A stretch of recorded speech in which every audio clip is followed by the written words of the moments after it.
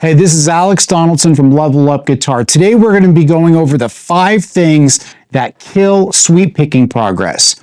And stick around for the very end when I go over the one thing that not a lot of people practice that stops them from sweeping all up and down the fretboard. The first thing that kills people's sweep picking progress is the inability to string mute. I like to mute with both hands. When I'm running up and down the shape, you'll see my picking hand, the palm is all over the strings, kind of near the bridge, a little bit off the bridge. My left hand is constantly in a state of muting the adjacent strings. The second thing that kills sweep picking progress is pick angle. Okay, when you're downward sweeping, you want to use a downward pick slant, and upward when you're going up. Okay, this is not only for economy purposes. Basically, it allows the pick to slide smoother through the strings.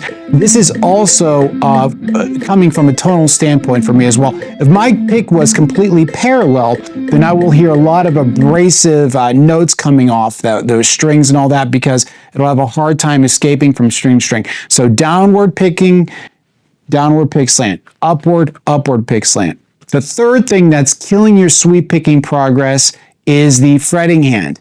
Okay, when I see sweep picking videos and lessons online, so many of the videos focus on the picking hand. Why? Because typically it's a completely different technique than alternate picking. You really need to train your hand to get that economy picking down. But most people neglect the fretting hand, okay? So now this particular exercise doesn't work with all the shapes, but I always tell people, if you can get a exercise that focuses on just the left hand, what you want to do is you want to isolate that left hand and play it with a metronome. Another aspect that kills people's sweep picking progress is the inability to tackle sweeps that have 2 notes on a string, okay? In sweep shape, what I call sweep shape number 2, this is specifically geared towards handling, starting the shape with 2 notes. And what you're going to want to do is you're going to want to start with an upstroke and then begin your down. Now, it's important to have a downward pick slant to this upstroke, so you're going to be saving time. Now, here it is. The often overlooked aspect to teaching sweep picking is the ability to move shapes while sweep picking.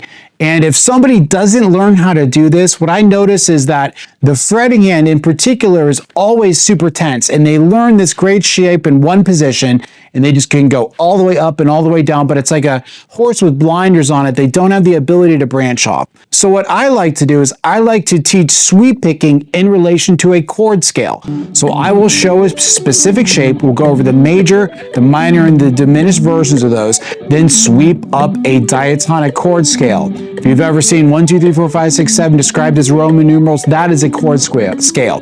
So if you practice that with your metronome, what you're going to do is you're going to be able to sweep up and down shapes and also move the fretting hand. That is super important. Thanks so much for watching today. Hopefully you learned something. If you like what you saw, hit that subscribe button. More sweep picking, more scales, more guitar solos. Have a good day.